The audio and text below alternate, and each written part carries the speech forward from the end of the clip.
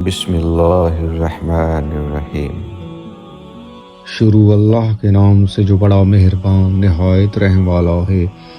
پیارے سامعین و ناظرین، آج ہم آپ کو ایک مسلم مجاہد اور اسلامی ہیرو شہاب الدین غوری کی کچھ فتوحات کے متعلق آگاہ کریں گے۔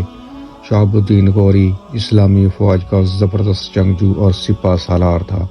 وہ اپنی ریاست کو محمود غزنوی کی ریاست سے بھی وسیع کرنا چاہتا تھا۔ اس نے 1185 میں ہندوستان پر پہلی بار حملہ کر کے ملتان کو فتح کر لیا۔ اس کے بعد وہ UCH پہنچا، جو کہ اب بہاولپور ڈویژن میں واقع ہے۔ ہندوستان کے لیے ہونے والی جنگ نہایت ہی خوفناک اور زبردست تھی۔ شہاب الدین کے پاس اجمیر و دہلی کے راجہ اور زبردست لڑاکا ہندو پرتھوی راج سے مقابلے کے لیے ایک اچھی فوج موجود تھی۔ پہلے مارکے میں پرتھوی راج کا پلہ بھاری رہا۔ شہاب الدین کو جنوبی مشرقی پنجاب میں تھانیسار کے نزدیک ترائن کے مقام پر شکست ہوئی۔ شہاب الدین نہایت شدید زخمی ہوا اور یہ فوج میدان چھوڑ کر بھاگ گئی۔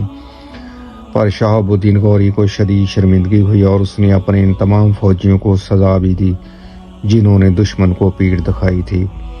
1192 میں وہ مکمل تیاری اور پہلے سے مضبوط فوج کے ساتھ واپس آیا۔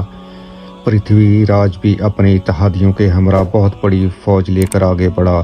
ہندوؤں اور مسلمانوں کے درمیان ایک ہولناک اور زبردست جنگ چھڑی، مگر اس بار شہاب الدین غوری فاتح رہا اور پرتھوی راج دوران جنگ مارا گیا۔ اس کو زبردست شکست ہوئی۔